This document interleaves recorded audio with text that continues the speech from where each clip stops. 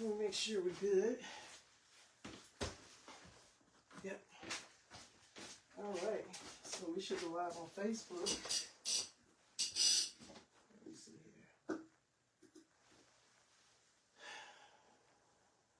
Word. Yeah, we're looking good. Okay. My butane on this cigar, I don't know what's going on with my cigar lighter. Just filled it up. It's already empty. I'm like, what's going on? Just filled it up. So, all right, goody. So, Mike, I got a cigar for you. Good to go. So, when you're cigar smoking, this is my favorite cigar. This is Compliments and Rendezvous Cigar Lounge in Menifee. They turned me on to this cigar. Leather Rose. They turned me on to this cigar. Yeah, it's called a Leather Rose. Do you like coffee? I do. You're gonna appreciate that. Okay. You're gonna appreciate that. That smells good. Yeah. So you go ahead and light up over here. And I got us a little libations. My man been driving, so y'all, gotta make sure he gets it straight. Get my break. Yes. Oh, that tastes good. Isn't it nice? It's got a nice little coffee iridescent on the tip. So it'll do you right. Give me your glass and go ahead and hook that up. Welcome to the upper room. We live and live on radio, y'all. We already live. We recorded. It's we funny. just getting situated. My girl was like, "Are you sure you're gonna leave?" It's like, "Yeah, I gotta go to work." And then she's gonna go live and see cigars and drinks. Hey, this is part of the process. Mm-hmm. She'll see. It's all right. It's all good. Don't trip on it. It is all good. Oh, you know what? I forgot my little ash piece, but we can drop on this. Yeah, I was about to say, where you want me to let this thing go at? Yeah. All right, just let it be on there. We'll be good. So, Mike, we are live on radio, man. Let me see. You got good levels? Say something to me. Yeah, Mike, check one too. Man, don't be giving me no Teddy Pendergrass. I'm trying to. Can't help it. I'm a grown man. Turn off the lights. Don't be over here. You know what I'm saying? I love it. So, you know what, guys? You see what's happening. We're already falling in. Welcome to LouddMouth Radio. We are live on LouddMouth Radio for the love of comedy. And this gentleman to my right, viewers probably to the opposite side of what I'm saying, Mr. Mike Diamond. Yeah. And it's so funny, he came in and it just felt like, I just felt like I just saw you like two or 3 days ago.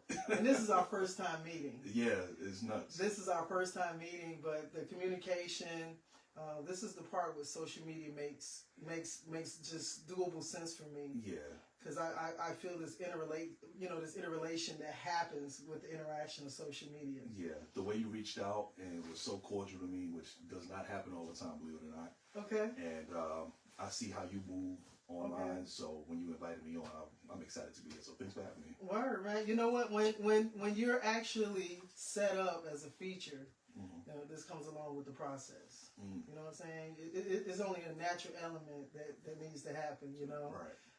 As a comedian, you have a role to play. You know what I'm saying? You're the entertainer, but even leading up, you got stuff to do. So this is your press moment. You know what I'm saying? Right. So we get to let our social media followers connect to the whole process, right? And what's wonderful is that people will be able to hear this, even after we come off air on social media tonight. We'll get everything edited down and hook it up, and then they'll hit a whole shebang bang in its entirety, right? So as you can see, Mr. Mike Diamond is right here behind me on this screen too.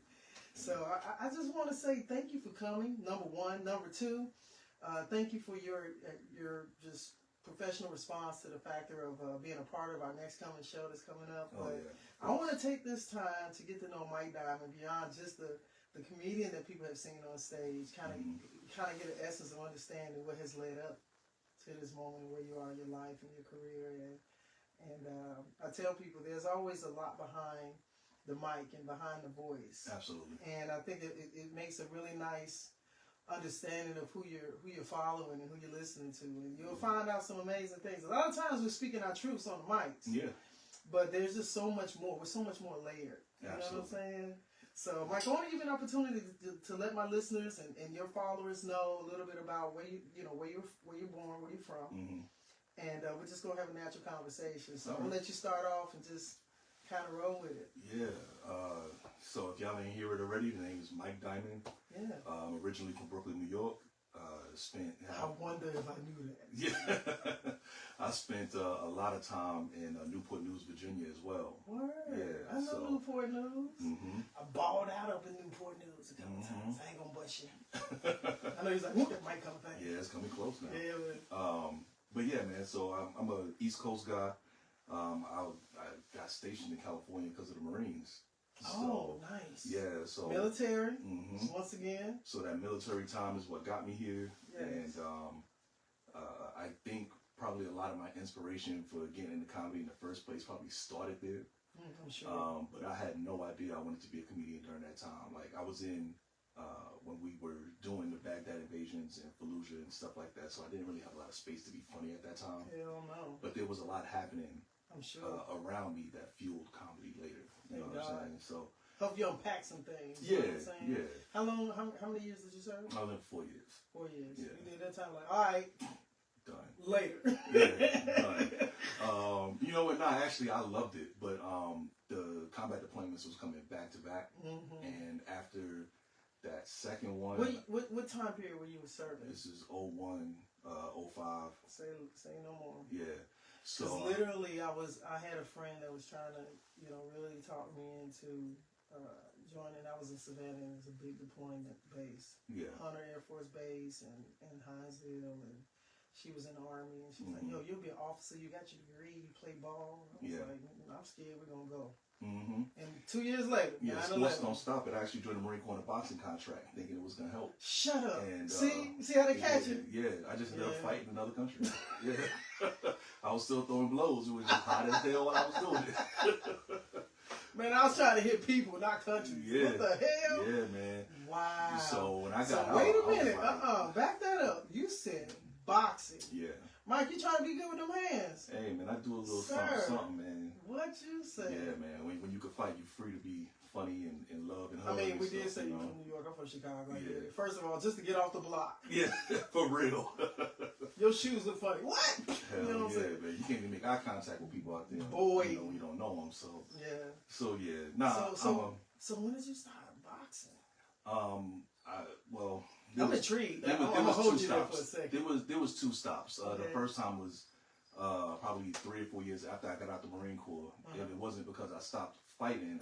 I just thought MMA was gonna be something I wanted to do, and I got into something called Krav Maga. It's an Israeli self-defense system, and did that for a couple of years, and then just kind of let it go altogether. I moved to Vegas for a couple of years. I didn't fight at all when I was out there, and then when I came back to Cali, I started back up again, and a lot of stuff happened, divorce, kids, life. So I just kind of slowed down I understand all of that. Yeah, so I started trying to fight again probably 6 years ago. I was getting ready for I don't want to say a comeback, but I was just getting ready to have my first fight in a few years. It was going to be February of 2021.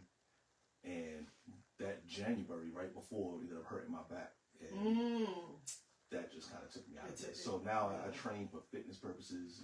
It's a great overall body. Yeah, but I don't see myself being competitive with it no more, man. Yeah, I get it. Yeah. Wow.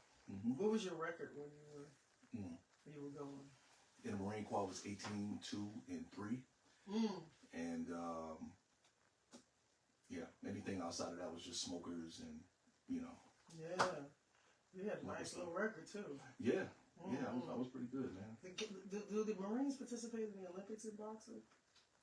No, but they do have different championship kinds of fights between branches. You know what I'm saying? Like you'll see Navy, Marine Corps, Army, Marine Corps, stuff like that.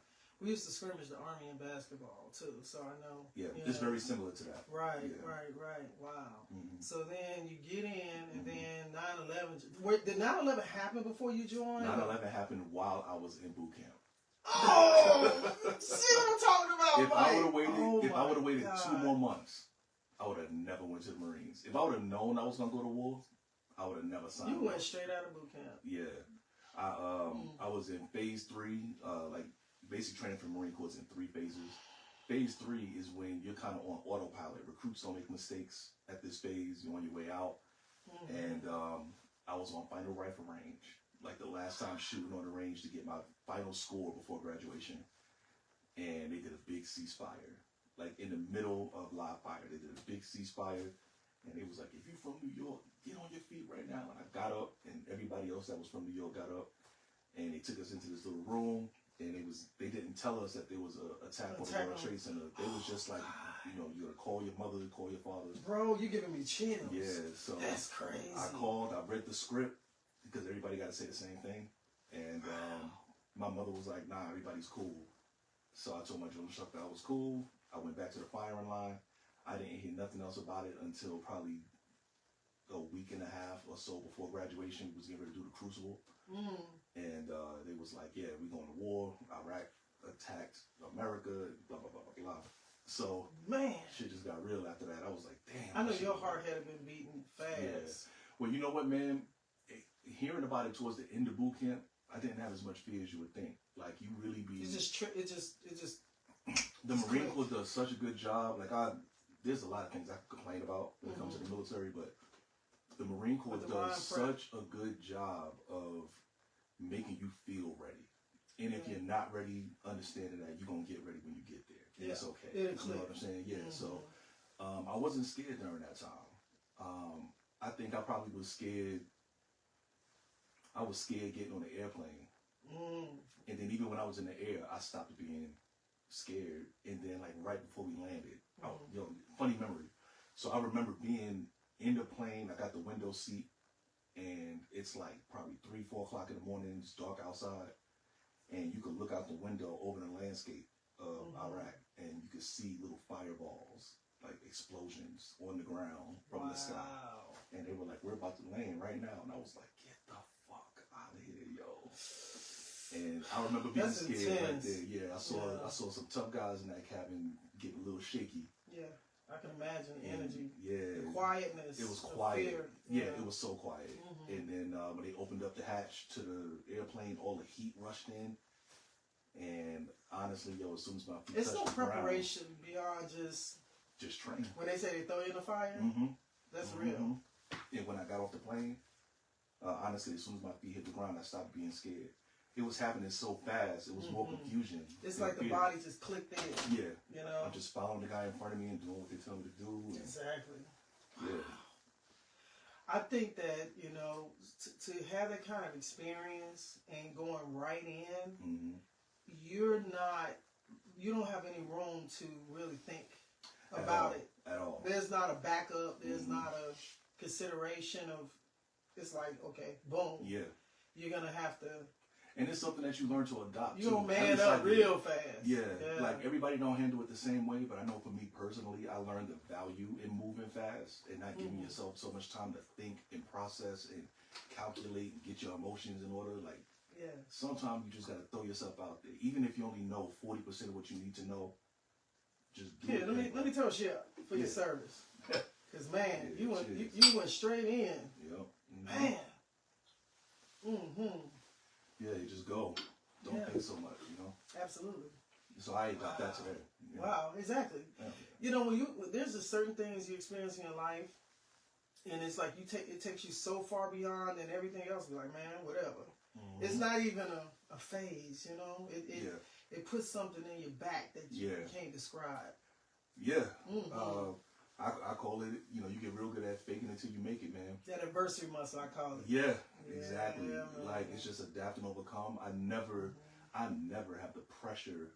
I never put the pressure on myself to have it all figured out. Right. I got so much done not knowing what I was doing. Yeah. Just like having just the standing balls up to and start. going it. That's it. Yeah. I've had so many experiences. I stand in full agreement with you, sir. Yeah. All the way live. But you know what? I think we're all uniquely equipped that way. It's just some people's fear is greater than their cause of action. That's true. And it's sometimes fear just totally paralyzes people, and then others they just jump.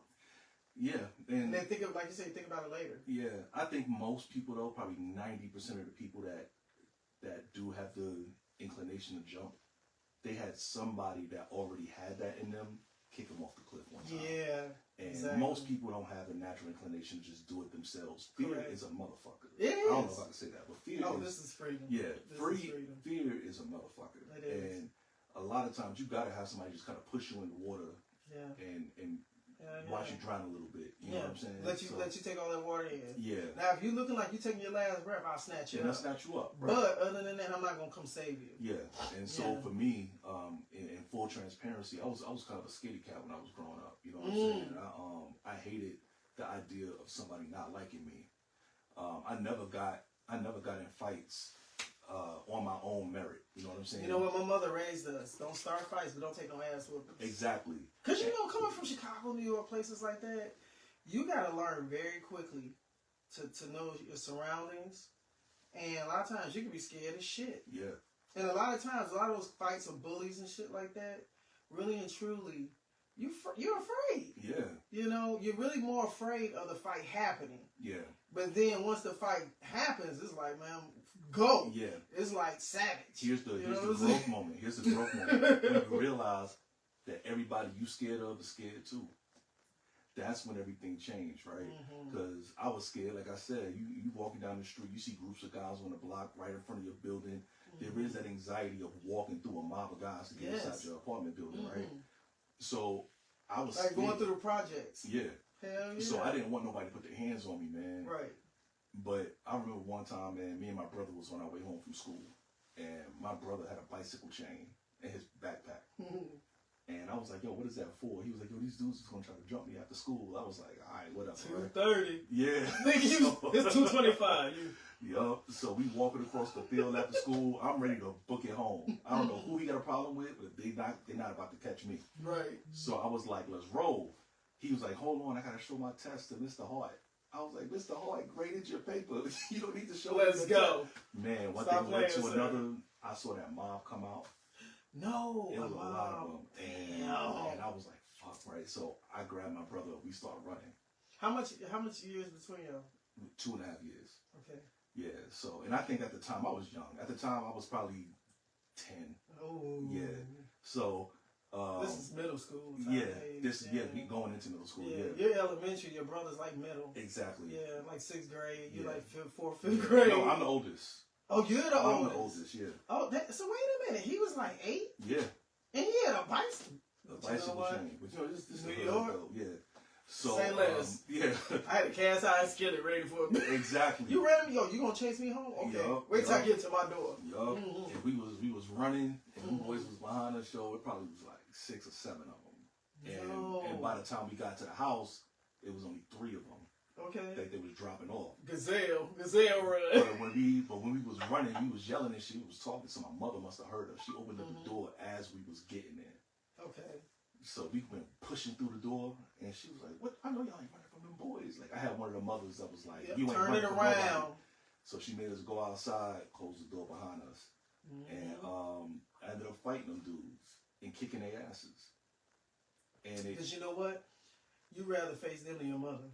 Oh yeah, any day. You be like, you about to catch these sandwiches, right? And if I'm being dead ass though, I don't even remember seeing nobody. I don't think I had my eyes open at all. I was just swinging and hoping I connected. I got jumped by a whole basketball team one time because my fucking teammate, who is now a minister. I love you, Tiffany, but you got a bitch jumped, okay? She got a bitch jumped because our last name is Smith. Her last name is Smith, like mine, right? So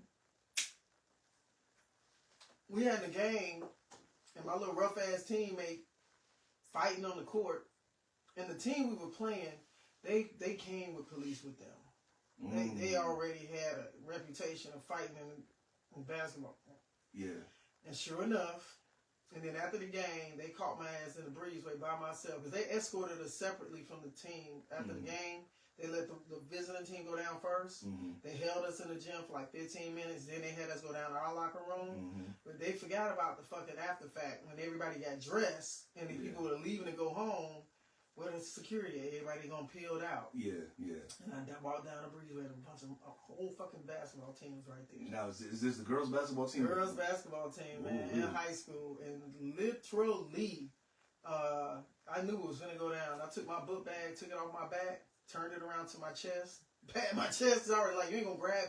You ain't gonna make my book bag be. Right. You ain't gonna be slingshot my ass. I already knew. I already could tell what was gonna happen. Yeah. It wasn't no try to talk it down. It wasn't none of that. Mm-hmm. They saw a prime opportunity, and I said, "Fuck this!" And I just identified who's gonna go down with me. Yeah. And I just like you just pow. Yeah. I just started swinging. And that fear, man, like I tore some heads off. I came up out of there unscattered. I didn't have no scars or nothing. But it's like what you say. It's like that fear kicks in. Yeah. And then it's not even fear. It's adrenaline. Yeah, that's your body getting ready. I think that's one of the biggest gifts that I got from the Marine Corps. It completely changed my relationship. It's like comedy. With fear. When you get to this, when you know you're getting ready to get on the stage, and especially as a big show or something like that, or a big crowd or something like that, your heart is racing and you ready, but you're nervous. Right. But like then you know you're going to be good, but just you want to do well. Right. And the Marine it's Corps that inner pressure. It changed my relationship with fear. I know when I think about the scariest times of my life, when I was the most afraid and I couldn't swallow and I felt like I was going to shit on myself, I ended up doing something amazing right after. I ran faster than I ever ran. I skinned my arm on something, didn't even feel it. You know what I'm saying? Like you didn't feel nothing. And so now fear is just kind of, it's like the priming button. You know what I'm saying? Like if you start a diesel engine, you got to prime it first. Absolutely. It's like the primer. It's just giving you all the juice you need. Pushing that choke in. Yeah. And letting that oil go through. Yeah. So it's not that I don't feel the fear, but my relationship with it is so different now. Right. It's an embracing aspect now. It kind of braces and prepares you. Yeah. You know what I'm saying? Yeah. Do you want to cut that? Not cut it, but I do want to relight it. Okay. Just so I can burn this top piece. Everything live on his mic. Yeah. So for you so you're in the Marines, you serve, you're in the military, 9/11 is happening, and you go off to war. So how many times did you deploy? I did 2 Iraq deployments. Wow. Yeah. That was enough to make me leave too. Yeah. Like I said, I love the Marine Corps. There's a lot of things I got good from it, but combat sucks, and losing friends suck, and even the changes you make with yourself. Like I was talking with my cousin Tiffany about this the other day, and she was like, you was real scary when you came back. It's like I couldn't even joke with you. You was so ready to fight. I can imagine how triggered. And I never was that guy. You see a lot of shit. Yeah. I was never that guy, but I knew that whatever I thought I was, I didn't want nobody questioning it. So if I felt like he was trying to make me look stupid, like even with a little sarcasm, it was gonna be a problem. Yeah. So it took me a while to get over that.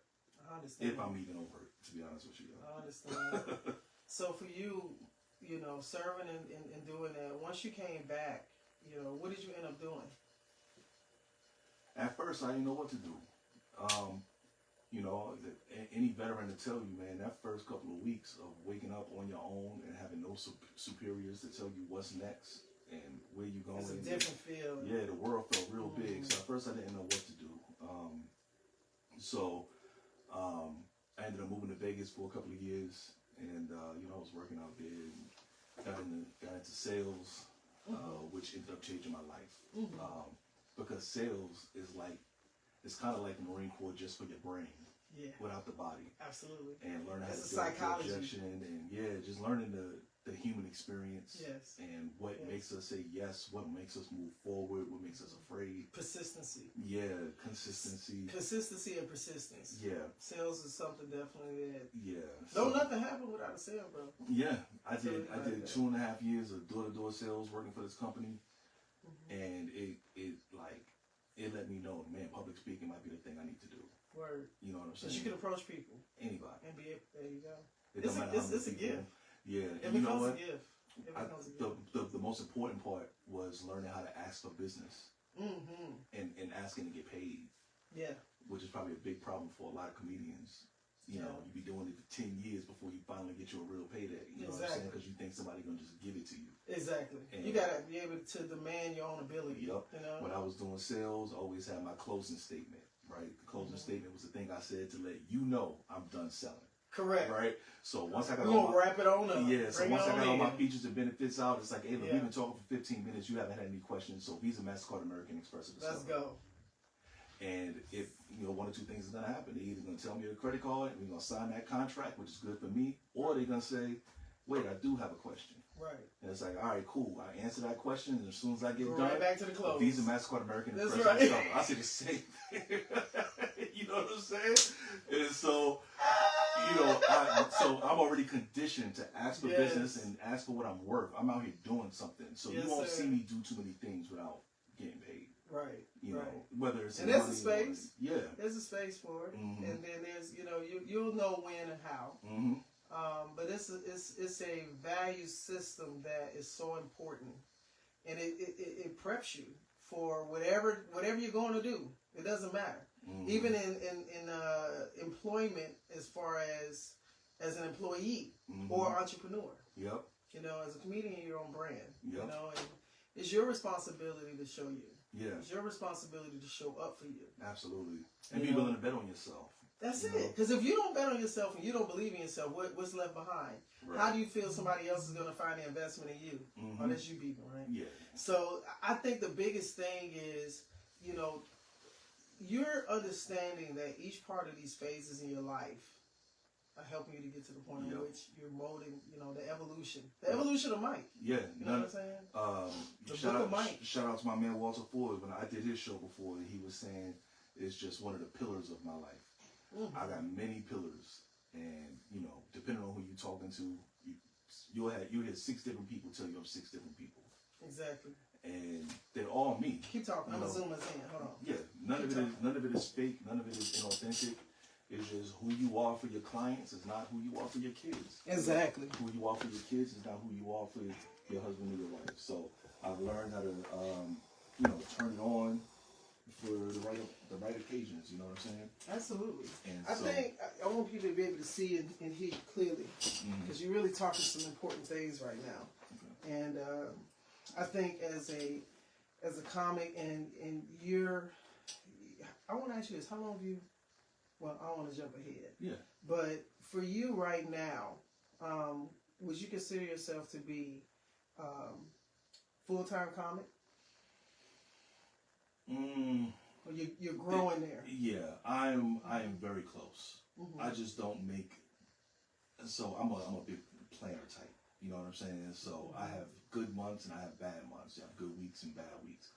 And on those weeks where I pull off a couple $1,000, it's like, man, I'm done going to work. Right. Then that next week, that motherfucker look different. You got $100 show. Bam! In a 20-person diner. You know what I'm saying? Go. So comedy humbles. Ebb and flow. Like yeah, the ebbs and flows. So no, I'm not full time yet. I was full time for a minute, but it was by accident. I do mortgages during the day. Word. And so when the mortgage market shot down and rates went up, pivot. 95% of my business is doing refinances. Mm-hmm. And so nobody's refinancing when rates at 7%. Correct. So during that time, I was full time comedy. Gotcha. Kevin Davis teasing. It's like, man, goddamn, son, you should be a Jamaican, man. Listen, yeah. Let me tell you something. Play with your mama. You know what I'm talking about? You better have. You gotta have more than one. You better. I'm a to. licensed realtor. Yeah. In Florida and Cali. Stop playing. Yep. People. What's up? For real, yo. Look, you a veteran. You got above a 6%. 100, man. Look. USDA, 100% financing. What you say? Let's go. Get some land. Let's go. VA and conventional. Get you some chickens, some goats, and some alpacas. What's an alpaca? It's some kind of camel, ain't it? I'm trying to figure out what's the purpose of that animal. What's the purpose of any animal? Let me tell you something.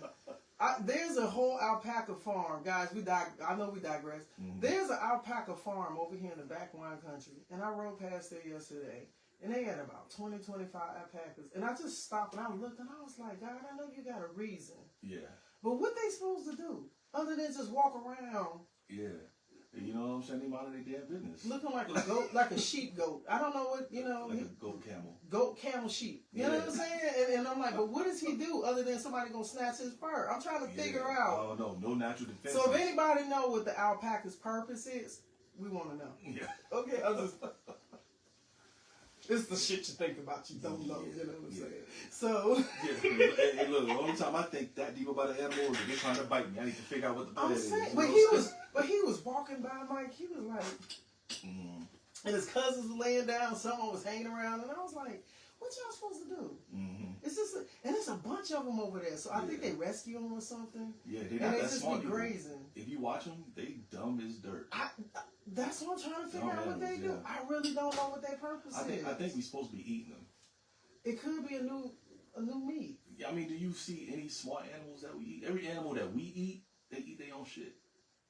They're not smart. Thanks, Mike. Yeah, every animal we eat, they dumb, they slow. I think alpacas is supposed to be on that list. We just ain't there yet. We just ain't figured it out. Yeah. Armageddon, apocalypse enough. You're like, hell yeah, man. Don't be surprised I come up in here with some buffalo alpaca wings. You know what I'm saying? That the lemon pepper alpaca breast. Man, they got that lean meat. You want it bone in or bone out? Right? Oh my God. So we back. So mortgage, sales. So how long have you been in mortgage industry? 12 years. Oh, word. Yeah. How'd you get introduced to mortgages? I used to work for a bank. So when I like your ass. Yeah. So there was a bit of a transition. Ass. Sales, you know what? Sales is one of those things where if you're good, if you're a star salesperson, the next level of sales is gonna pull you in. Absolutely. Right. So because I think that's the thing that drew me because. Same thing, big sales background. And mine started with car sales in college. And that bread, you know what I'm saying? I went to a car dealership in college looking for a car. And shouts out to Lipsy, Mr. Merle, Lipsy. So I pull up to the lot. And he talking to me, and I'm talking back to him. He's shooting shit. He's like, girl, you got a lot of little zip to you. You ever thought about selling cars? I was like, no. He said, yeah, you should come on up here and see me, man. You'll be good. I can see it. I can tell you. I was like, yo, I play basketball. My schedule kind of. He's like, yo, you're a full-time. That's all right. We'll make it work. Man, all it took, like the first car I saw, I made about $4,500 on a used car. Damn. Exactly. On one car, $4,500. Baby. Shit. Look. A used Maybach? Like it wasn't even on Maybach. It was like you remember when the Grand Prix and the Pontiacs, yeah. And they had that's for the old folks. Young people don't know about that. I said that, man. That Grand Prix, boy. Yeah. So the C-Brains and stuff. Yeah. So literally, some of the markup in it, you got to buy them right. It's just like real estate. You got to buy them right, and that positions your margins. Right. You see what I'm saying? So I learned real quick, you know, and a lot of it has to do with you. Yeah. You know, you put $4,000 or $5,000 in. We got $4,000 or $5,000 room in there. Oh, my commissions gonna spread it out and opened up. That's right. So yeah, I fell into car sales, and man, all it took, I hit a couple of them checks. I was like, whoa, this is like my tuition. Yeah. Man. But sales, and no matter what the industry is, none of it is consistent. It's like it's so good when it's good, and it's so bad when it's bad, and you never know when it's gonna happen. Exactly. And so. I was doing door to door, and just like any other sales, when it's good, it's good. And even then, good was only $250, $300 a day, right? Because it's 100% commission. Right. And I did 100% commission, right? Too, so I get you. It was like $250, $300 a day, and that's the best people doing that, right? And so I ended up having a team of 10, 11 people. I was getting a little piece of what they was making, and it was starting to do good. But then it started drying up, and my ex-wife got pregnant. And so first baby. Okay. And she was like, "You got to get something more stable." So I don't know. You're all in Vegas at this point. No, I'm back in Cali now. Oh, you back in Cali? Yeah. Okay. And she was like, "We got to get serious, get a regular job." I was like, "All right, cool." So I went to a bank and applied to be a teller. Okay. Because that was all I knew. Right. And in my giving that money. Yeah. And in the interview, they had like 45 other people that were. Interviewing for positions, and throughout the day they were just asking people to go home. What? And by the end of the whole thing, I was one of the last 3 people there, and they was just like, "All right, look, we know you applied to be a teller, but there's no way we're gonna let you be a teller, bro. You got too much. You got to be a banker, right?" So I was like, "All right, cool." Right out the gate. That's rare. Yeah. So they made me a banker. They trained me up, but it's just frontline banking. I mean, all you're doing is opening accounts and trying to get credit cards, bringing in new money. Right. Every time right. somebody opens an account, you want them to bring in as much money as possible. Correct. Getting credit cards, which by the way was always the highest in consumer credit. I can get credit cards, home equity lines of credit, home equity loans all day, which is what helped me stand out to the mortgage banker. Makes sense. The mortgage. So that's how you migrated over. Yeah, she used to pull up in her old. It was probably like a 10-year-old Mercedes, but it was better than what I was driving. Hell yeah! And I think she was making like $70,000 a year back then, which, man, as a frontline banker, I was only making like $35,000. Oh yeah, that was the come up. So I was like, yeah, I want to do that. Mm-hmm. So she was like, yeah, just tell me you're going to get promoted, and you want to do the the mortgage banker program. Right. But they didn't want to promote me. So I went ahead and warmed up my resume, sent it out to a couple of other banks, and this bank, I'm not gonna say the name, but they hit me up and it was like, we'll bring you in at $60,000. You was like, say less. Well, no, because I really wanted to stay at that first bank. Okay. So I went to my management and I was like, hey, listen, these people are on the hook. They're gonna pay me this much money. Here's my offer letter. If you guys can at least match it, I'll stay. And they didn't want to match it, so I dipped out. And give them a chance. Yep. And right away it was a good decision. Started making more money, started learning more about mortgages and stuff. And then when I started getting deals through the bank, the checks were a little bit bigger, but I was seeing how much the bank was getting. Man, and I was like, how do I get? Because you're getting the points and the little spread. And like you're getting like $200-$300 every time one close. Like somebody can come in with an $800,000 mortgage, and you make like $300. Oh, they was basically giving you flats, like a flat. Yeah. And instead of the point. Mm-hmm. Yeah. Yeah, they're not giving you points. You're using their NMLS ID. Right. You're not an individual MLO. Right. Because you're riding up underneath them. Right. Yeah. So I went ahead and just bet on myself, used my own money, licensed myself, and opened it and quit.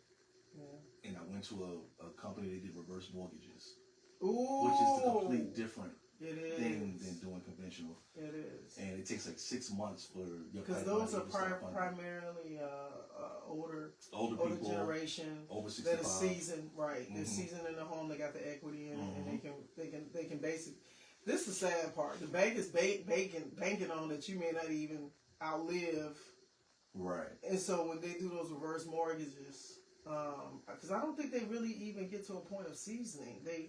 Well, with that, it's more about, so however much equity you have, they'll give you, if I remember correctly, it's probably like 75% loan to value, right? 75-80% loan to value. So for people that don't But that's in that age group, that's for them. They want that leverage. Right. And like for people who don't do this, right? So if the bank is willing to let you borrow 75% loan to value on the equity that you have. That means you got $100,000 in equity. They'll lend you $75,000. Right. And then you take the average life expectancy. So you got somebody 65 years old. You maybe give them on 20 more years. Right. You estimate 20 years. And you break that $75,000 up into monthly payments. Okay. And yeah. Because they get to net that money, and then they just paying it. Right. Now most of those loans are either almost paid off. Or no. Not always. As long as the equity is there, it's good. But the thing is, when they pass away, that's it. It comes back to the instrument comes back. Right. The bank will own the home. They'll still keep all those proceeds unless their heirs want to buy that home. Correct. And they have an estate. Yeah. And they have to qualify to pay back the debt or have the money to do it. Right. So that's why you'll see a lot of the children. These are people that are in their 50s. Right. Discouraging their parents from doing mortgages. Right. And there's a lot of baby boomers and stuff going on right now. So that's cool. So 12 years, so you're doing mortgages. So after the military, did you do a little comedy in the military? No, I didn't even think I was funny. Like when I talk to my veteran buddies now, they were like, "Oh man, you was always funny to me." I never felt funny. I never had somebody tell me I was funny. I think they just see me doing comedy now, and they say you was always funny. But I don't remember being funny at all. I wasn't funny. Nah.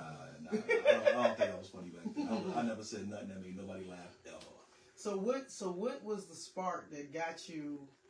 Well, there's more Jamaican shit. It's more Jamaican shit. Look, you lazy bumper glad. Tell me how you got there, boy. I was in politics. You did say that shit, Mike. I really thought you was shitting, bro. No, I'm dead serious. I was running for state assembly for the 76th Assembly District. It was in California. Yeah, it's the 76th Assembly District. It's a state legislative position. So it was all the Oceanside, Vista, Carlsbad, Encinitas, and Camp Pendleton. Look at you. And did you win that shit? I dropped out because of this comedy thing. So Okay. But I will say this: the 2 people I was running against, I was stomping them. Damn. The 2 of them were both in that race for 6 months before me, and neither one of them had raised more than $6,000. And because of the kind of work I did and the connections I had, I raised over $50,000 in my first 30 days. So they got scared. That's deep. Yeah, they was great for your ass fell out. Yeah. They was like, don't come back here. Don't come back here. They had private investigators and stuff trying to find dirt on me, not realizing I'm not what I look like. Right. And this ain't what you want. All they could find was a video from the very first time I ever did comedy. And I was a bouncer at a bar. I was gonna ask why. I don't know why. Yeah, I could just see that. I did some bouncing. I was my homegirl first bounce, female bouncer. Word. Yeah. I be throwing more people out in the damn club. Oh yeah, I was busting heads open up in there, man. Okay. Shout out to the Rocks, yo. Shout out Jenny. Keisha Madden, Frozen Paradise, Savannah, boy. Yeah, man. But nah, I was a bouncer, and one of the bartenders, Jenny Estabio, she's so dope, man. I hope she's doing good. But it was her birthday, and she was like, yo, I think you funny, man. You do some comedy.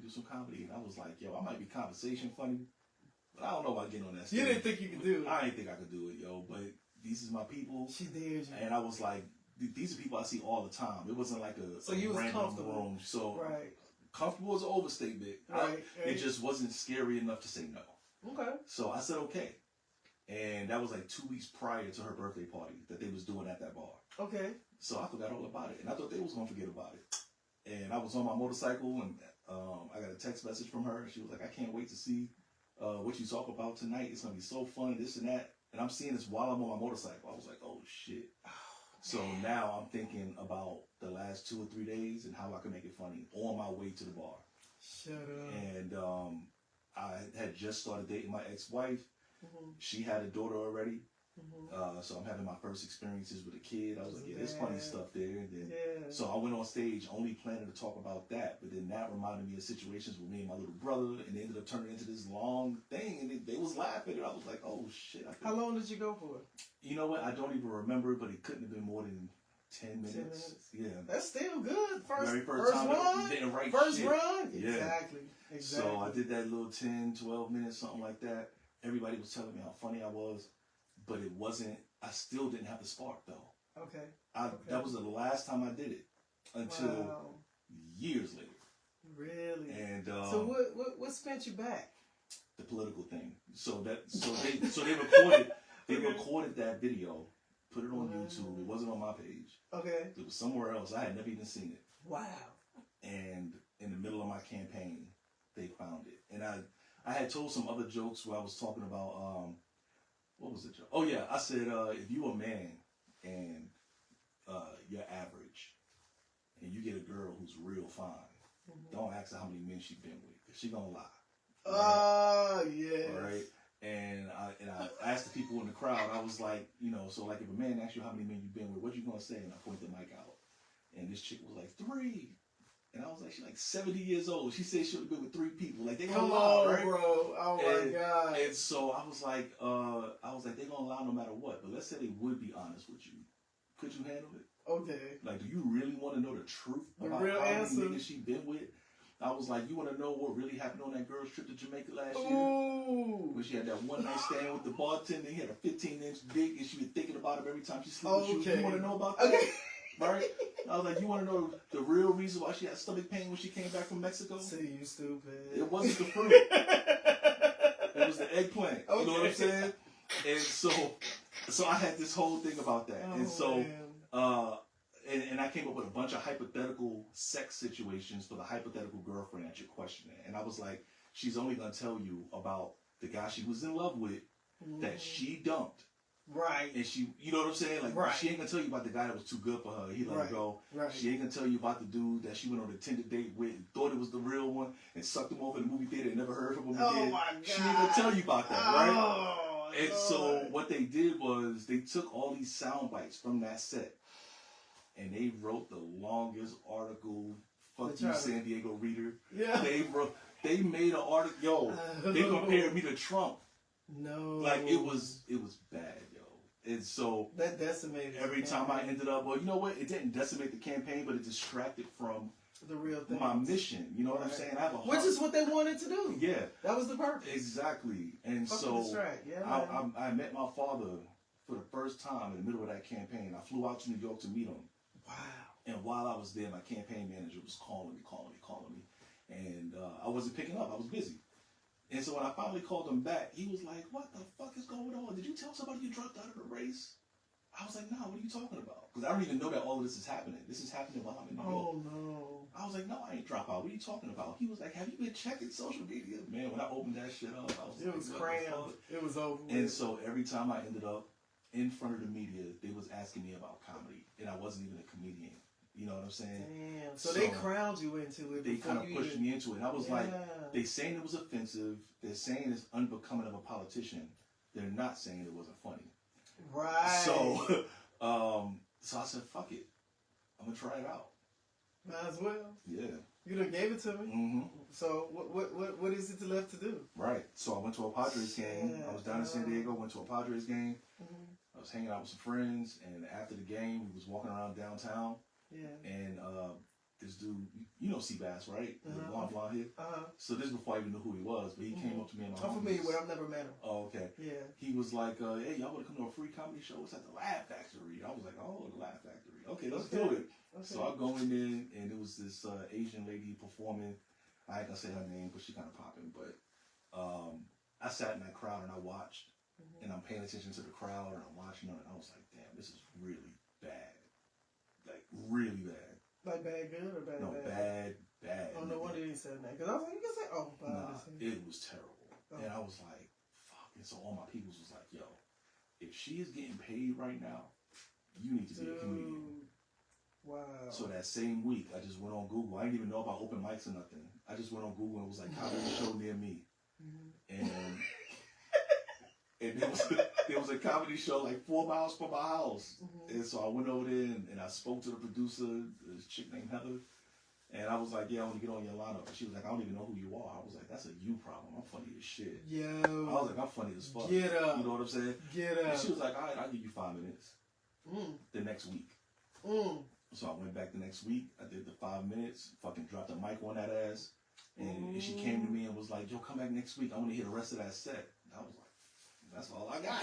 Yeah, you did. Yeah, that was it. So that was the whole thing. Yep. I went home and I wrote. I went back the next week. So it's just been pushing you. It's almost like water. Like you just literally when it is your time, when it's for you, it is. You can't stop it. Nope. Momentum. You can't stop it. Momentum. So I went back another time, killed it. The host that night had an open mic somewhere else at the Jazzy Wishbone.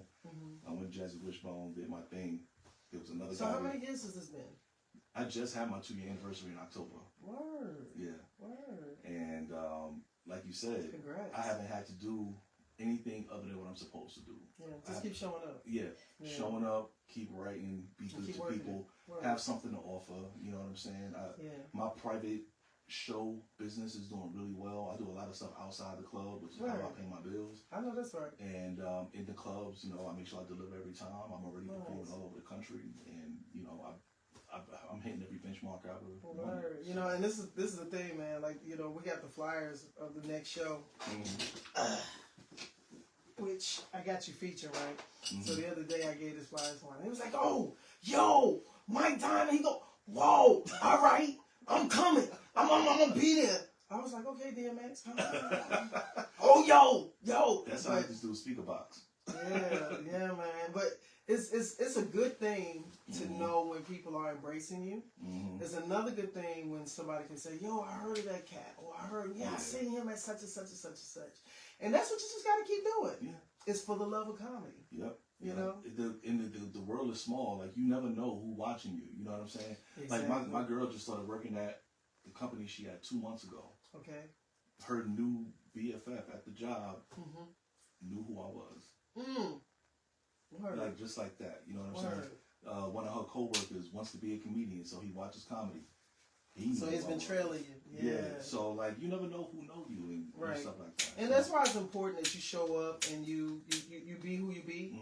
I think that the different thing that most people need to understand is the humbleness Yeah. And the opportunities, you never know when they may come. Yeah. And so you want to make sure that you're embracing those opportunities the right way. Absolutely. You know what I'm saying? Absolutely. So when did the moment come when you knew that you had got to a point that you had a love for it?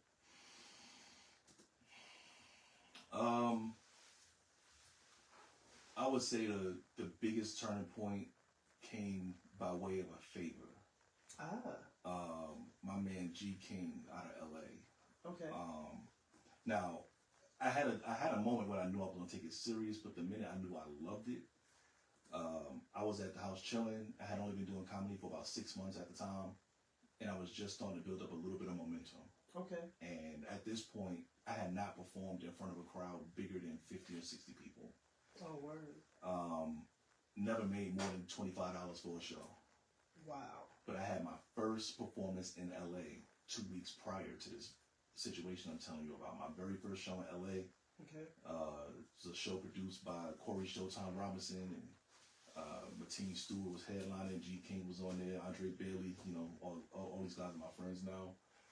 But I was a new guy in that group, and I did my thing that night. And so I exchanged information with G King. Mm-hmm.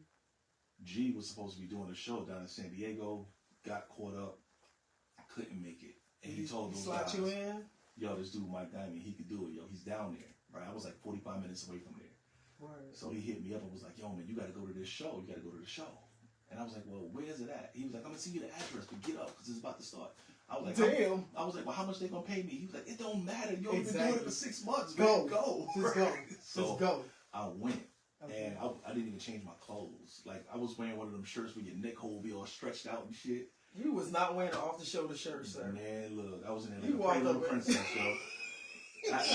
My name is Benson. The shirt had Blue Beetle on it. It was a Blue Beetle t-shirt. Like, it was crazy. Shit. And I pull up, and there's nowhere to even park. It was so many people out there. Nice. I was like, what am I?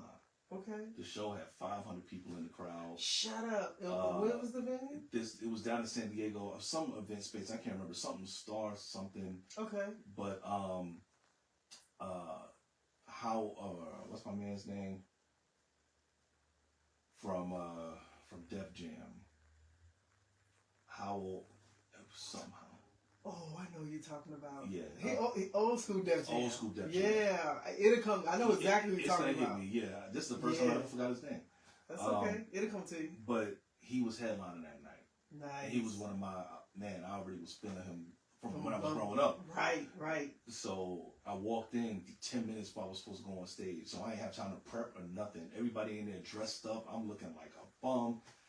And it was like, all right, you up. I'm here. Yeah, they was like, all right, so do like 10, 12 minutes, man, and then that'll be it. I was like, all right. So I go up there and I'm doing my thing. I'm fucking them up. Nice. I'm fucking them up. And I'm not getting my light to get off stage. I look over to the side. The producer was like, keep going. He was like, you can rock, man. Keep doing your thing, right? So I do like another 3 or 4 minutes, and I just start running out of shit to say. I'm still at 6 months. Okay. So I start running out of shit to say. And I get off stage, and Howell came up and it was like, yo, good shit, man. I'm about to go up. We're going to pray together. So I stood in a circle praying with this dude. That's what's up. Right? Mm-hmm. It was like class was in session. I watched him kill it for an hour. He owned that room in a way I had never seen it before that. Nice. And front view. Yeah. And afterwards, he was like, you know, it looked like you could use a big bro in this game. Let me put some knowledge on you. And he gave me a lot of praise and told me what I could do better. And we exchanged phone numbers. He was like, anytime you need something, hit me up. So we did that. That bro been in the game 30 years, man. Yeah. And he paid me $500 that night. Oh. And after making that money, I was like, I cannot say go back to free. Okay, you look. Mm-hmm. Yeah. Y'all better pass this off and play. Yeah. Some better happen. Hell yeah. So, yeah. That's what's up, man.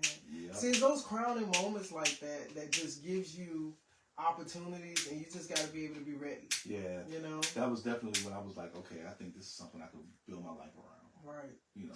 And what I tell people, comedy is a freedom that is not, it's rare you have those intersections. Absolutely. And so it gives you something that's different than any other kind of realm, if that makes sense. Mm-hmm. And you're able to control the art form of what you're doing. Yep. You know, and you define what that looks like. Yeah. You know what I'm saying? So if you want to go harder, go harder. Yep. You know, one of the things that I also feel like is important is constantly working on your stuff. Yeah. You know, and I've even been encouraging comments around me like, man, listen, when you start to have these people, they're following you, and they, like you said, they know who you are. Think about it. They're coming to this show. They're coming to that show. They may be in different cities. They may be in different rooms. Try to have more material. Yeah. You know, work on more material. Yeah. And that'll give another element of it. It's first of all, it's pushing you. Yeah. And it's giving you to be, that versatility and the ability to have more material, right? And it's encouraging to see people take on those type of challenges. You know what I'm saying? Well, you know what? Honestly, when it comes to the advice to newer comics, I tell them the opposite. I tell them don't stress so much about bringing new material to the stage yet, because you don't even know how to make what you got. Well, hone what you have. Right. Yeah, hone what you have. Because I remember when I was only doing it for like 2 months, 3 months, and I used to hear these guys like, man, I get frustrated doing the same thing every week, and I'm going to come out and I'm going to do something different every time. Well, I ain't going to tell you to do that. Right. But you can add to what you have. Right. I'm just saying add to what you have. Right. But don't just do the same set all the time. Yeah, do that whack ass 5 minutes until you can make it a tight ass 2 minutes. Right. And then put another weak ass 1 3-minute joke on there and burn that down to 4 minutes and keep cutting the fat until you got some time. Right. Don't worry about being fresh to everybody, because you ain't nobody. They don't know you yet. That's true. You know what I'm saying? True. So this is your time to bump your head and hurt yourself a little bit, because nobody's gonna know your name when you get out of here. You can own it. You know what I'm saying? When you start getting bigger stages and people know you and they follow you, they give you money, right, that's when you need to be worrying about all that shit. But when you're first starting, try to find a way to have fun, deal with the nerves, you know what I'm saying? How to connect with crowds, where to put your eyes, what do you do with your hands when you're talking. You need to worry about the mechanics in the beginning. True. Not having new material every time you get on stage. True. Not necessarily a beginner, but I'm talking. Well, my statement was more seasoned folks that have been around, that have been out here, because I've come to find, and I've been meeting people that have been going 10, 15 years. You know what I'm saying? And I was talking to a friend of mine the other day. We had talked in a minute, and she was telling me how she literally could regurgitate this person's set. That's been running years. My girl just reminded me, Kenny Howell. Kenny Howell. Yes. Kenny Howell. Yeah. Big light skin lady. Man, Kenny funny as he is crazy. Yeah, man. I think it's so important. There's been so many people in this art, and the voices. When you really get to your voice. I remember Rodney Perry telling me one time, we was in Atlanta, and he was like, yo, Sonny, just keep working. Just keep working and find your voice in regards to how you, what you coming with. And I think one of the cool things is that as a person, you're constantly evolving as an individual. Yeah. So that takes time, and you're still developing. Like, it's one thing to know yourself as just this general person, but as a comic, it's almost like another personality that forms within who you are. Yeah. And it's the artist, the performer, and then you take that voice that you have and you combine it. Yeah. You know what I'm saying? Yeah, and it's just and that's when the magic comes, right? And you know what, for me, because the beginning of our interview, you could tell my life off the stage is not funny. Right. I'm not goofy. It's been heavy. I tell people all the time, I'm funny, I'm not goofy. Right. You're not it's gonna a run up on me and difference. just joke, right? So sometimes people are disappointed when they see me. Like, if they follow me online, then they finally come to a show, and then they come up to talk to me after the show, and they think I'm gonna be that dude on stage. Correct. Because one of the things that trips me out, like, it never fails. You see me, I give a flyer to somebody, and it's like, oh yeah, you funny? Tell me a joke. And I'm like, life, nigga. Yeah. I just chump it. Yeah. Because this is not that. Right. It's not. That's not how you do that. Yeah. But people tend to do that. Yeah. A lot. Hey, look. Okay. But remember this. Somebody be like, oh, you a comic? Tell me a joke. Like, oh, you a car washer? Wash my car. Right. Same. Whatever you do for a living, do it right now for me for free. There you go. This is my job now. Thank you. Know you. What I'm saying? Thank you. You know what I give them? Come to the show. You'll see. Yeah. That's what, I'm like, first of all, don't worry about me. You better pay attention when I'm showing you behind me. Yeah. You see what I'm saying? I'm producing this shit. And I'm looking to make sure that you have a phenomenal time. Yeah. So that's my goal. Yeah. You see what I'm saying? Yeah. Now, when I'm being the comedian, there's a different realm than when you're talking to the producer, the promoter aspect of this. But I just find it amazing how often people do that. Man. Tell me a joke. You know? And it's such a random aspect that you're trying to have someone. Yeah. You know, nigga, I'm not doing construction. I'm not throwing up drywall. You know what I'm saying? But you know what, though? I've heard so many people say this before, so I'm not the creator of what I'm about to say. Yeah. But a lot of people say that comedy is the most underappreciated skill set in the world. Oh, my God. And I think because, you know, there's some things that we have the heart to say that people won't even talk about. Right. You know, you'll bring light to something that won't even be, for most people, approachable. Yeah. But they may want to have a conversation. Yeah. Or, you know, but when you can laugh at yourself and understand some of the things and the dynamics of your life and who you are and the things that's happening around you. Yeah. And you can see it all the way to the core of it and then punch it back out to somebody. Yeah. That's amazing. You know, that's probably the hardest part. The people who take themselves too seriously, they can't make fun of themselves. No. And I feel like the minute you finally realize you ain't special and you are one of the it takes all the weight. It takes all the weight off. Me and my girl earlier today, she was talking about her contacts. This was yesterday. She was telling me that she was taking her contacts off. And I was like, yes. And she was like, why are you saying yes? And I was like, because you've been blind the whole time we've been together. Now you got them contacts. You finally realize I'm medium ugly. I need you to put them contacts in the thing, right? And so she's like, you're not medium ugly, whatever. And so, but like, I don't take myself seriously when it comes to aesthetics and things. So you don't think you're the big sexy? Oh no, I'm fine. But I'm fine as shit. But I don't take it serious though. Like if somebody don't agree, then it's like, hey. Oh man! And let's go girl for girl. You know what I'm saying? Yeah. You think you better than me? Just put your girl next to mine, bro. That's all I'm saying. Yeah. Man, so 2 years, and what's been the biggest lesson you've learned so far?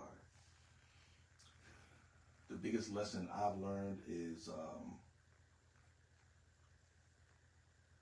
even if you can't be funny, be interesting. Word. Silence while you're on stage is not bad.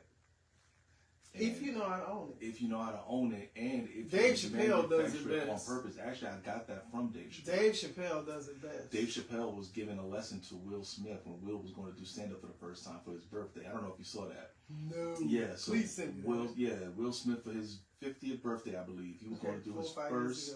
Yep. He was doing his first comedy show where he had the greats coming to give him advice, and Dave was telling him, like, be funny but be interesting too. Right. Because you either gonna have them laughing or you want them to be learning and growing and thinking too. There's nothing worse, in my opinion, than getting off stage and you having people say, "Hey, good set," and you say, "What was your favorite part?" And none of them can remember a thing you said. Right. Because nothing lasted. Nothing stuck. You don't want to have fast food jokes. You want to have oatmeal and grits jokes. You know, how old folks used to say the oatmeal stick to your bones. That's it. Get something that stick to the bones. You know what I'm saying? So I'm cool with being really, really funny up front, and then filling up the middle with something meaty that contextual, right? That you can take and bite into and take something from it. Yeah, if it's gonna make you closer to your wife or your husband, or if it's gonna make you look at your kids a little different, maybe question whether you really need to be at that job or not. If I could say something to make you really contemplate something, and think some shit out, and then wrap it up with something absurd at the end. Yeah. That's why I like people like Richard Pryor. You know, Richard Pryor could go into any audience. Yeah. Because he was going to give you, the most fucked up elements of his life. Some of the shit he did, some of the shit he pulled. Yeah. Even the gall of what other people may have given or tried to come at him with. And it was so many lessons. Yeah. And he was doing that at a time with being a black man, saying what he was saying. Man, what you talking about? You know what I'm saying? Red Fox. He's another one. I say all the time. Red is on my Mount Rushmore. Yeah. He's on my Mount Rushmore comics. Yeah, man. You know. And you think about like Patrick, Patrice O'Neal And you know, Robin, we lost him so early on. You know, it's just, you see all of these people and elements. You know, even for me, you know, coming from the female aspect of comedy, like for me, I would love to have more female comics have me hurting just as much as how there's a plethora of, you know, the male side of comedy that can have you bent over, right? Not saying that they're not, there's not funny. Yeah, I was going to say, I don't think there's a shortage of funny women. However, anytime, because I used to run an open mic in Oceanside. I just stopped a few months ago. Right, I remember seeing that. Yeah, and I used to have young women come in and want to do comedy for the first time, and I used to give them all the same advice before they went on stage for the first time. I would remind them that most of the crowd is going to be men, and men listen very differently than women. Correct. Right? That is true. So if you feel like your crowd has to know every detail of the story to get it, to them it feels like you think I'm too stupid to just get your joke. Right. So you need to. It's almost like you're overtelling it. Yeah. Right. Yeah. So I've had a moment when you've had the. Yeah, the mistake that I have noticed a lot of newer female comedians make is they just over-explain it. Oh, I was on my lunch break and my boyfriend called me while I was on my lunch break and I didn't know what I wanted to eat, so me and him talked about it and he said, and the chicken crossed the road. And it's like, did you have to say all that other stuff? No, you didn't. But they feel like, but if you don't understand this detail, you won't get this. Right. I get it. Right. So, and it's a very important statement when you say that. And one of the things that I think that's been transitional for me is that, you know, like you're here, and I do a regular radio show. I do a Monday show that Sunday's Monday Motivation. It's personal development. You know, I could go real deep there, but I try not to. You know, because you see my bookshelf. I got Napoleon Hill, Ernest Holmes. I got some Aston Jerry Hicks. I have you in the metaphysical. Some joke. Listen, don't play with me. Joe Dispenza. I'll be like, man, listen. Do you know anything about your metaphysical? So I know not to go too deep. Yeah. So I have all these aspects, but a lot of that aspect is storytelling in a conveyed way that's different than delivering jokes. Yeah, it is. So sometimes I have to remember to back it up and shorten it. Shorten those statements. Yeah. Because I'm doing this all the time, too, right? And then to converge to that is a different framework. Yeah. Right? And you're right. So, you know, especially, you know, women will have these conversations and they may be elongated and long-winded, and it's a difference. And it's like, so you like psychiatry. So there's a doctor, he was talking about the difference between men and women's psyche, right? And he said men think like waffles, women think like spaghetti, right? Damn. And he said men have a box for everything, right?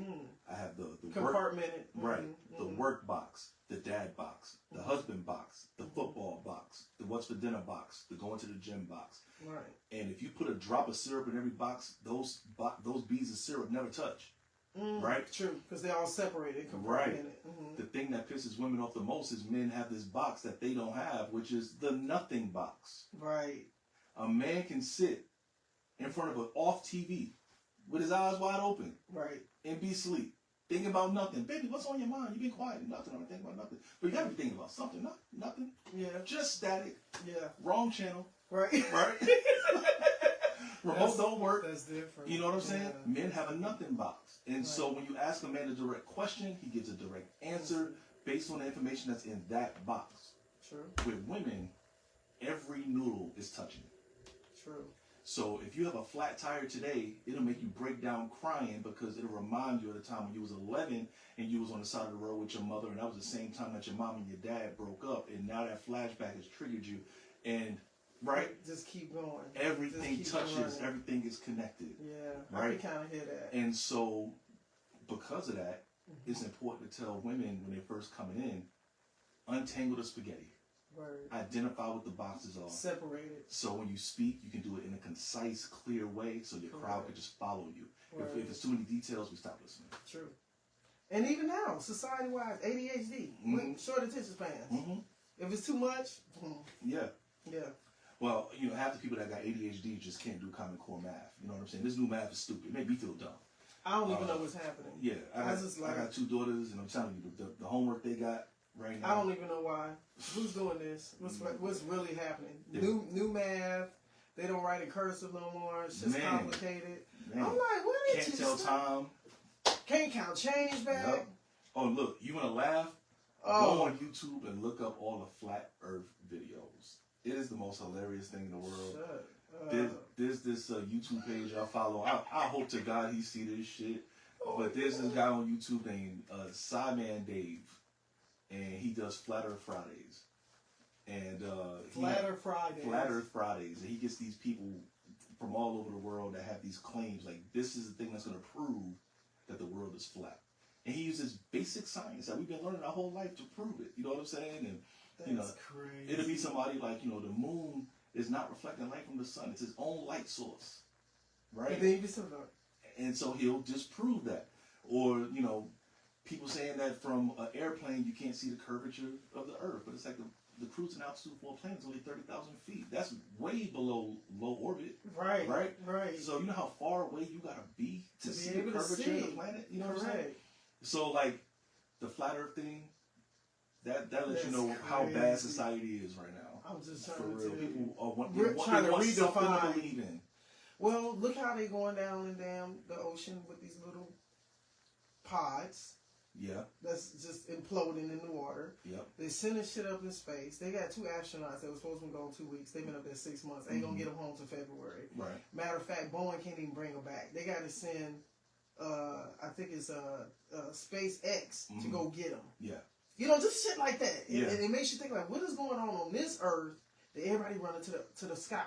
Right. Why are you setting up? What's going on that we don't know? Well, you know what? I think it started off with, I think it went from curiosity to possibility. Correct. For hundreds of years, and even thousands of years, we've had a fascination with the stars. If you look at the Great Pyramids, they're in perfect alignment with the stars in Orion's belt.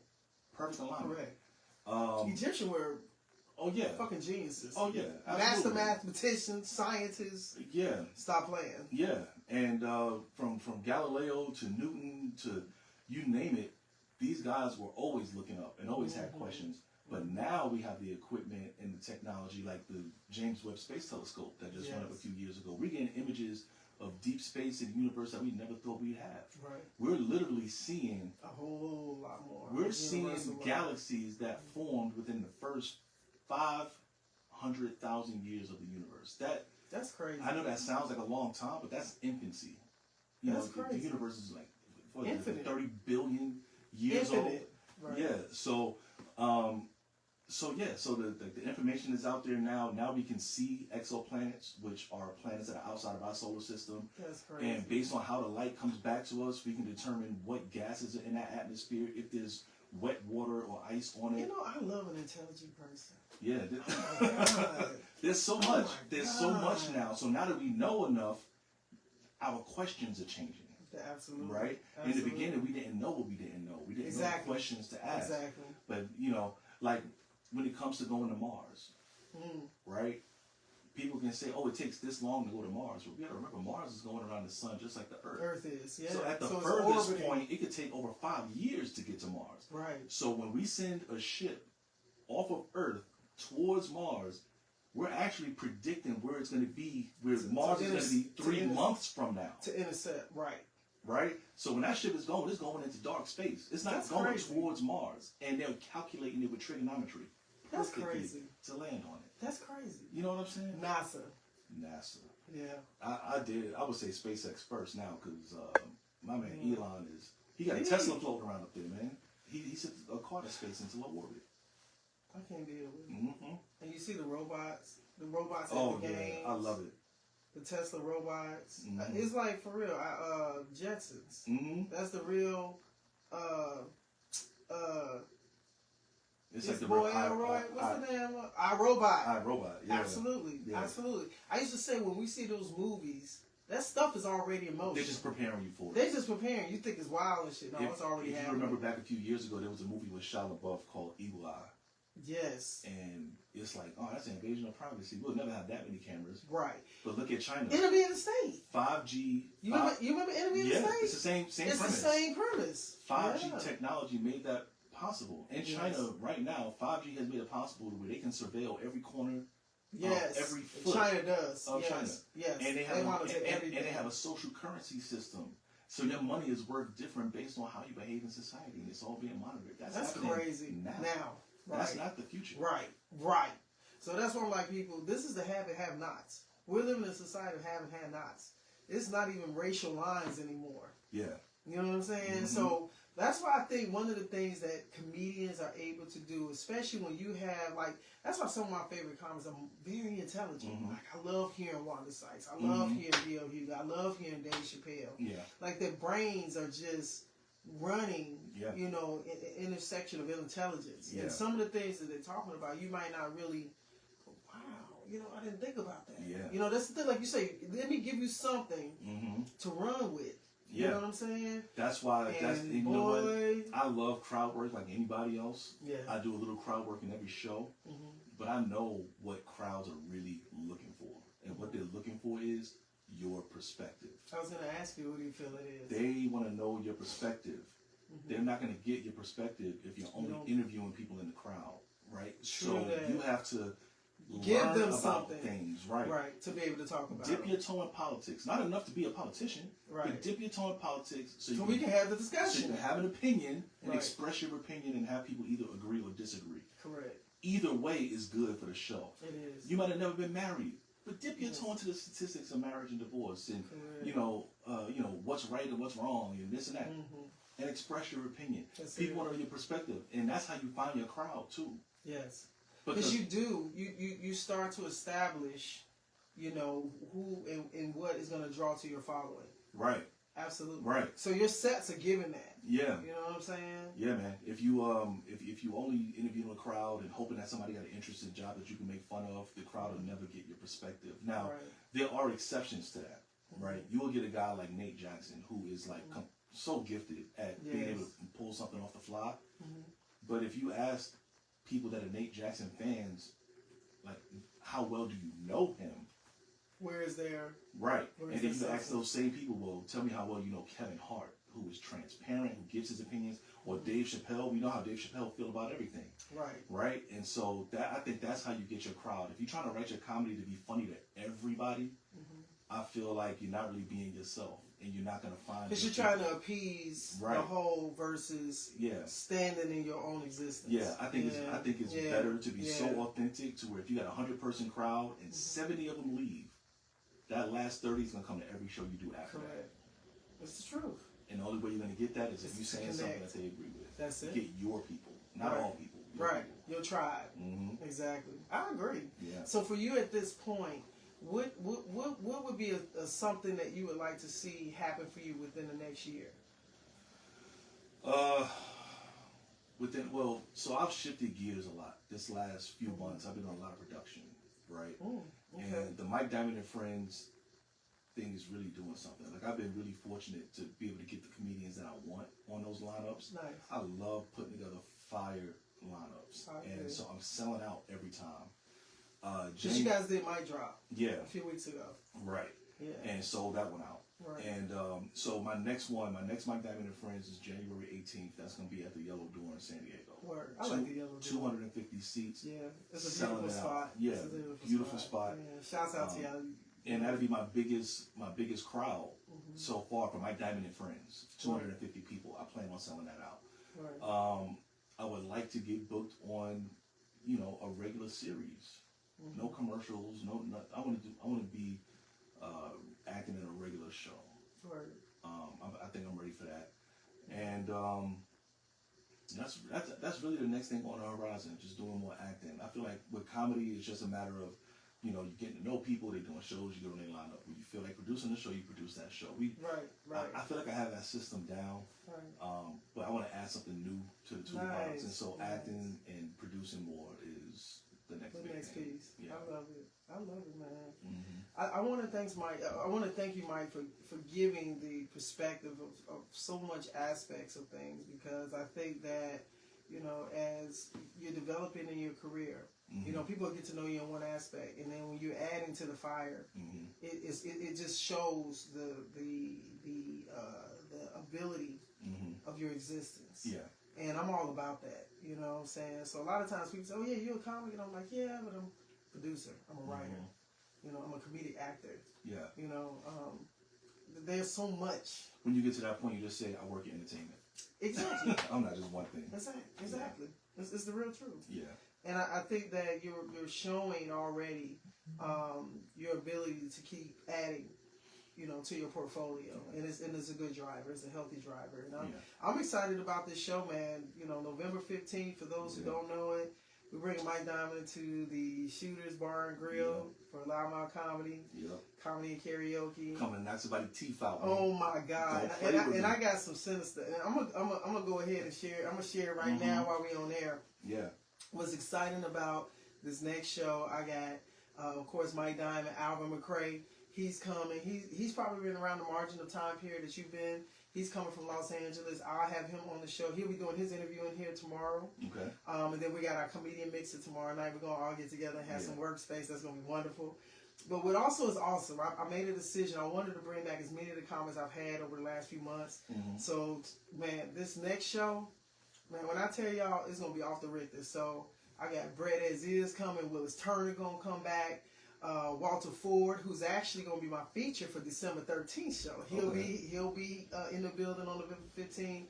Nick Flair is coming back through. Ms. Rika's coming back through. Drew Airways is coming through. Austin Levins is coming in. I want to make sure I ain't leave nobody out. But literally, man, we're going to have a good time. And my host, Mr. Kevin, the Marina Comedy. That's heat. It's going to be... Man, they're going to have to lay some new foundation when we finish up in there, man. I'm just telling you, man. And then this is our first Friday show. So when I tell you, we've been doing Wednesday nights. So this is our first Friday show. Man, we about to take it to a whole nother level of existence. You know what I'm saying? It's about to be lit. It is. And look, aside from that, I want to encourage you to get out there and vote. It's not a game. Congratulations to my stepdaughter, man. She voted for the first time today. The 5th. Yeah. November 5th. Yep. That's it. She voted for the first time today, and she made sure she looked good when she did it. Yes. Me and her mom was downstairs waiting for her to come through. We the people, man. Ready. But she out there doing it, man. But yeah, man, we got to get out there and vote. Regardless of what side of the fence you on, just make sure you get out there and do it. It matters. It does matter. So I'm excited about it, man. Mike, go ahead and tell people how they can follow you. The best way to get a hold of me is through my Instagram, Mike Diamond Comedy. No spaces, Mike Diamond Comedy. But it's also Mike Diamond Comedy on Facebook and on TikTok. Okay. For bookings and inquiries, my DM on Instagram is the best way to go. But you can also hit me up on mikebdiamond@gmail.com. I appreciate it, dog. Yeah. This has been a great time. I appreciate you. This has been a wonderful space. I'm glad we had this time. And guys, I hope you've enjoyed this interview. And it's going to be available on all your favorite podcast platforms. So we're going to go ahead and wrap this up, man. And I can't wait. November 15th, y'all get your tickets at LouddMouthComedy.com. Tickets are available right now. I suggest, especially if you're coming with some folks, get your reserved seating because, man, y'all pull up and y'all be seeing everybody going to their tables. Respectively, you know what it is. They already know what it is. They already know how it moves. Yeah. And we literally had a room full on Friday night, so it's going to be a phenomenal show. So, Mike, thank you for coming out here and taking the time to bless LouddMouth Radio Studios. Thank you for having me again, man. I'm looking forward to the show, man. I'm ready to show my ass. I already know it. I'm ready to show my ass. Man. Already. Unfiltered, y'all. Yep. Appreciate y'all. We're done on this one. Yep. I'll take care. Oh, man. That was good. We're going to have a good time, buddy. I had 27 people. That's not terrible. My first time going live.